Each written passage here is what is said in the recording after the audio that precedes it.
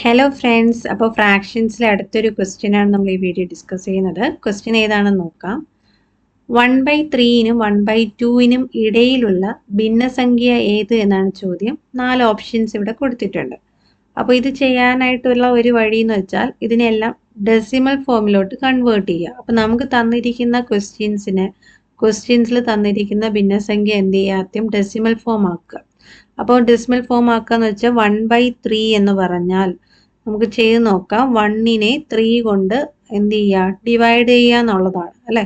അപ്പോൾ 3ന്റെ ടേബിളിൽ 1 ഇല്ല, അപ്പോൾ അതുകൊണ്ട് നമ്മൾ പോയിന്റ് കൊടുത്ത് എന്ത് ചെയ്യും? ഒരു 0 ഇട്ട് കൊടുക്കും അല്ലേ.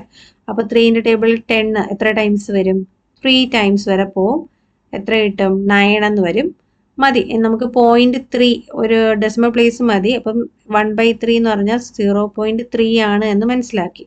ഇനി 1/2 നമുക്ക് എല്ലാവർക്കും അറിയാം അല്ലെ. ആരാന്ന് പറയുമ്പോഴത്തേക്കും 0.5 ആണ്. അല്ലെങ്കിൽ ഇതുപോലെ തന്നെ ഡിവൈഡ് ചെയ്ത് നോക്കുക. 1/2.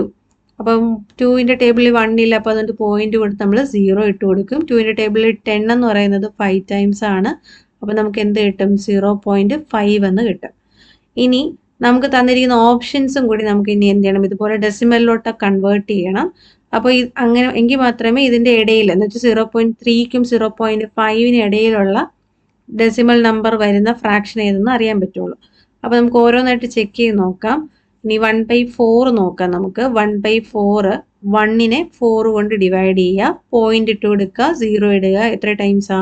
2 ടൈംസ് വരെ പോവും, 8 അല്ലേ. അപ്പോൾ 0.2. അപ്പോൾ അതെന്ന് പറയുന്നത് 0.3നേം കാട്ടി ചെറുതാണ്. അപ്പോൾ ഇതല്ല എന്ന് കിട്ടി. ഇനി അടുത്ത ഓപ്ഷൻ എടുക്കുക, 2/5. 2നെ 5 കൊണ്ട് ഡിവൈഡ് ചെയ്യുക, ചെറുതായതുകൊണ്ട് പോയിന്റ് കൊടുത്ത് 0 ഇട്ട് കൊടുക്കുക. 5ന്റെ ടേബിൾ പറഞ്ഞു നോക്കുക, 4 ടൈംസ് ആണ് അല്ലേ, 20.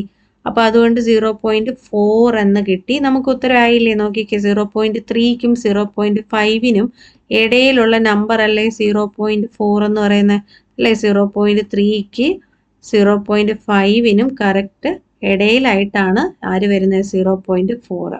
സോ നമ്മുടെ ആൻസർ ഏതാ വരിക? 2/5 ആണ് കിട്ടുന്നത്. ക്ലിയർ അല്ലേ? അപ്പോൾ 2/5 എന്ന് പറയുന്നതാണ് നമ്മുടെ ആൻസർ.